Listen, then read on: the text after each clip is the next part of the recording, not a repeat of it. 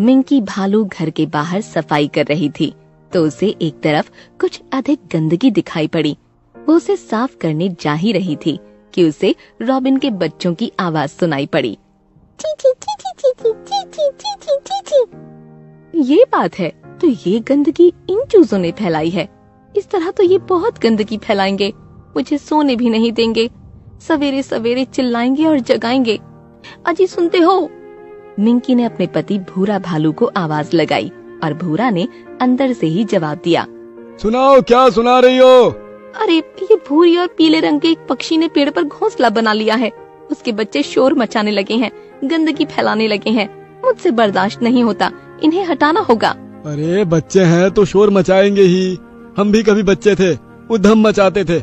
आखिर हम उन्हें कहाँ हटाएंगे? वो बेचारे कहाँ जाएंगे? बस तुम जहाँ देखो दया का सागर बहाने लगते हो। ऐसी दया किस काम की जिससे बस तकलीफ ही तकलीफ उठानी पड़े। भूरा भालू ने बहस न करने में ही भलाई समझी और मामले को टालना चाहा।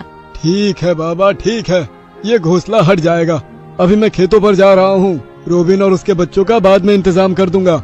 मिंकी ने पेड़ पर घूर कर देखा तो बच्चे सहम गए और माँ के पास लिपट गए। भूरा भालू खेत पर चला गया। मिंकी अपने काम में जुट गई। कुछ देर के बाद वो घर से बाहर आई तो उसने देखा रॉबिन बार बार कहीं जाकर कुछ खाने की चीजें लाकर घोंसले में बच्चों को दे रही थी। ये क्रम लगातार जारी रहा। बच्चे शांत हो गए थे, फिर भी रॉबिन उनके लिए खाना इकट्ठा कर रही थी। उसने कुछ फल लाकर भी अपने घोंसले में रख दिए। ये सब देखकर मिंकी का गुस्सा कम हो गया था। कुछ देर के बाद रॉबिन नीचे उतर आई और मिंकी के दरवाजे के पास रखे हुए बर्तन से पानी पीने लगी। उसी समय भूरा भालू आ गया। वो उसे रोकने जा रहा था तो मिंकी ने उसे मना कर दिया। अरे ये रॉबिन हमारा पानी जूठा कर रही है, मैं अभी इसे मारता हूँ। नहीं नहीं, उसे मत मारो। वो दिन भर काम करती है, बच्चों के लिए खाना इकट्ठा करती है। उसे प्यास लगी है, पानी पी लेने दो। भूरा मन ही मन मुस्कुराया और मिंकी को देखने लगा। उस दिन तो तुम इसका घर उजाड़ने को आमादा थी और आज इसकी तरफदारी कर रही हो। मुझे परेशानी हुई थी इसलिए मैंने कह दिया। बच्चे परेशान करते हैं तो गुस्सा आता है। 2 दिन बाद पानी बरसने लगा और बरसता ही रहा। मिंकी और भूरा घर के बाहर भी नहीं निकल पाए। चारों तरफ पानी भर गया था। ये बरसात का क्रम 2 दिन तक चलता रहा। मिंकी और भूरा को बहुत भूख लगी थी। मुझे भूख लगी है, घर में भी कुछ नहीं बचा है। इतने में मिंकी की नजर खिड़की के पास अंदर गिरे हुए फल पर पड़ी तो वो चौंक गई।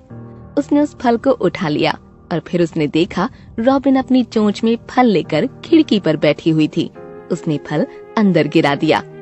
मिंकी को ये बात समझने में देर नहीं लगी कि उनके भूख की समस्या और तड़प को रॉबिन ने पहचान लिया था। मिंकी ने दोनों फल ले लिए और भूरा के साथ बैठकर आराम से खाने लगी। एक दिन के बाद मौसम साफ हो गया था तो भूरा एक लंबा बांस का डंडा लेकर आया और उस पेड़ के पास पहुंच गया जहां रॉबिन का घोंसला था। मिंकी दौड़ कर आ गई। ये क्या करने जा रहे हो? अरे ये रॉबिन के बच्चे तुम्हें परेशान करते हैं, गंदगी फैलाते हैं। इस गंदगी को हमेशा के लिए यहाँ से हटाना चाहता हूँ। आज घोंसला हट कर रहेगा। नहीं नहीं, फेंक दो ये डंडा। रॉबिन का घोंसला नहीं हटेगा। ये बच्चे बहुत प्यारे हैं, इनकी चींची की आवाज मेरे दिल को बहुत भाती है। घोंसला हटेगा तो ये बेघर हो जाएंगे। नन्हे नन्हे प्यारे बच्चे, बताओ कहाँ जाएंगे? क्या तुम्हारे मन में जरा भी दया नहीं आती? भूरा भालू हंसने लगा। वो तो मिंकी के मुंह से यही बात सुनना चाहता था। इतने अच्छे पड़ोसी को वो सदैव देखना चाहता था। उसने रॉबिन की तरफ इशारा किया। रॉबिन उड़ कर आई और भूरा के सर पर बैठ गई। बस फिर क्या था, रॉबिन के बच्चे भी आकर भूरा और मिंकी की पीठ पर बैठकर दोस्ती बढ़ाने लगे। रॉबिन और बच्चे भी बहुत खुश हो गए और भूरा और मिंकी भी खुशी से झूमने लगे।